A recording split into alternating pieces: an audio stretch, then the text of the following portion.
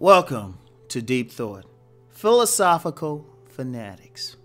All right, now check this out. The other day I was on checking out my Facebook feed. Right, I was checking out my Facebook feed, and a gentleman whose opinion I greatly respect had some stuff to say. Right, and he was talking about like people in the polyamorous community. Right. Yeah, because actually he's a member of that community, the poly community.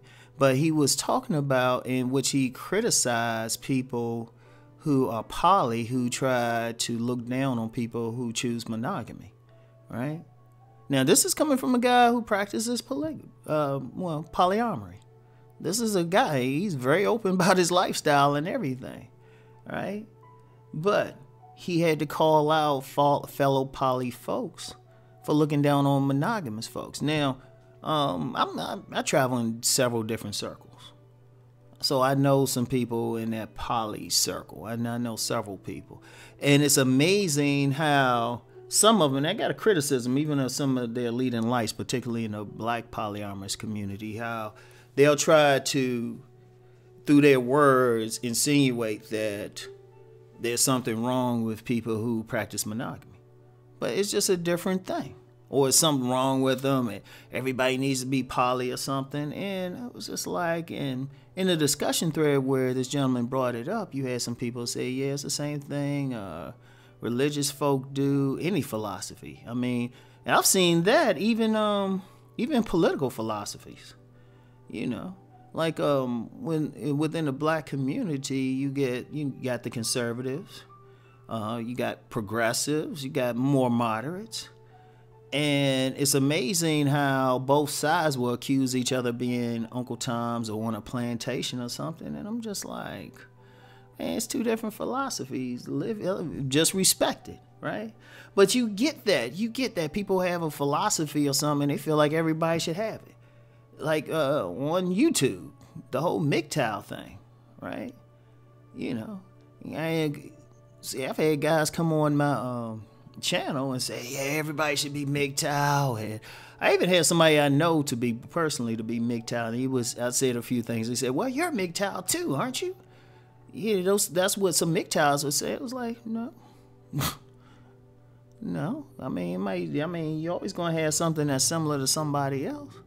And in all fairness, this particular person wasn't a MGTOW fanatic, but you get some. You know. You get some people feel like whatever their philosophy is, everybody else should be following it. And then they argue. A lot of arguments is really not even about the merits of something, but that somebody disagree with you because they don't follow whatever ism that you're following. And so what you have out here is a lot of philosophical fanatics, right? And you get them all. I mean, there's so many examples. Vegans.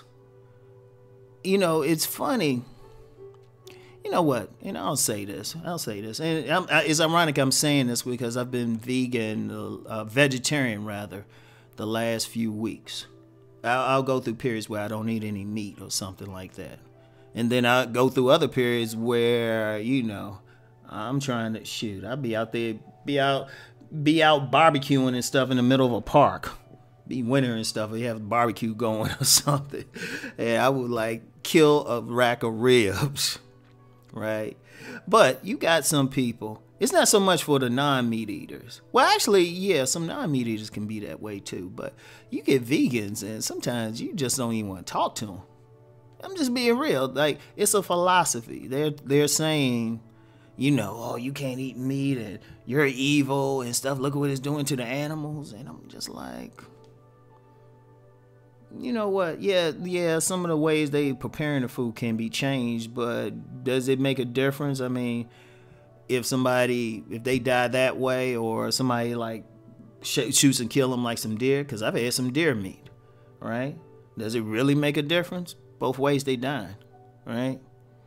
I mean, you could make it easier for them, or trying to figure out some way to like in their lives a different way. That I agree with, but whatever the case, and wherever you're on that philosophical spectrum as far as veganism, non-veganism, meat eating, whatever, all right, the vegans really don't, they can express their position, but don't look down on somebody because they don't share it.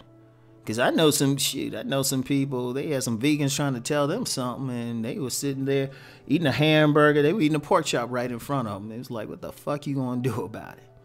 But you can't be a fanatic because at the end of the day, let me say one more thing about that veganism. When this one thing, a challenge I'll give to like any vegans. What about cultures where they have limited amount of like vegetables, like the Eskimo culture? What you gonna tell them? Oh, they evil and stuff when they've been surviving and living to old age without barely eating any vegetables, just eating all meat?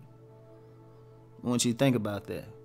And again, I'm saying that as someone who's been vegan or vegetarian the last few weeks, right? I haven't had meat in a while, but I would never judge anybody who does. I'm like, nah, that's just personal. Just kind of, that's just a personal thing for me right now.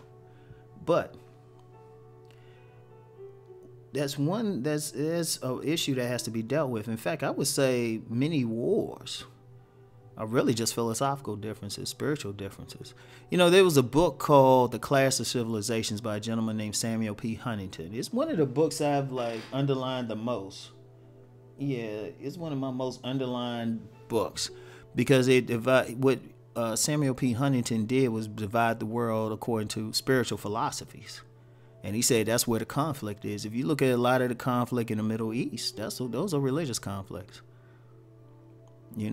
Or even the U.S. being involved in the Middle East, that's a foreign policy really pushed by evangelical Christians because they see Israel as a holy land and as the key to their beliefs. And then you have Islam that feel like, hey, we got to impose this on the world. And it's usually, you look at different places, it's about imposing a philosophy. You look at communism during the Cold War. You had places trying to impose their philosophy. Capitalism trying to impose their philosophy. If you look at any country with right wing, left wing, those are philosophies. So it can get to that point where wars are started over philosophies, right? And, one of the things we had to realize, and it's actually something that was really a part of the American Constitution at first, is really just respecting. That's why the first thing, is freedom of religion. Freedom of speech, freedom of religion. And which is actually a genius thing, and it's actually based on something from the Iroquois. Right? I believe it's the Iroquois. I might have to look that up, but it was basically a philosophy of respecting differences. Right? That's why the religion thing is important. In fact, it's so important in the United States. You could actually create something separate as long as you do it under. You can have a lot of autonomy in the way you want to live as long as you do it under an umbrella of religion and you're not interfering with somebody's rights. The Amish are a perfect example of it. They won't even fight in a war because it's against their religious beliefs. Something to think about. But the philosophical fanatics, that's something that has to stop. If you have a particular way of living, particular thought system, that's you. That's you. You can't force another person. That's why even on this, I've noticed I've never said exactly what I practice spiritually, and I've always shown respect for everybody else's stuff. And for the record, I really don't worship a big pumpkin. Let me say that. But if someone does, that's their right. that's their right, as long as it doesn't interfere with somebody else's life. And that's how we got to look at it. But, when we don't have to say, we need, in fact, I believe the different philosophies are important to make the world go round because, someone, like, say if somebody's philosophy is real spiritual and based, right? The reality is faith is strong. Sometimes when you're doing stuff, that's all you have to go on, faith. You don't know if this is going to work, this plan going to work, this medicine's going to work, this relationship is going to work. But sometimes you have to go on that faith to keep you going, that it could work, that it will work. Sometimes that's all you need. So that serves a purpose. But at the same time, you need the people who maybe not be spiritual, but more left brain based, more scientific, more need to see concrete there, but they serve a purpose too. Every philosophy, everything serves a purpose. It serves a personality, because ultimately philosophies come out of personalities and temperament.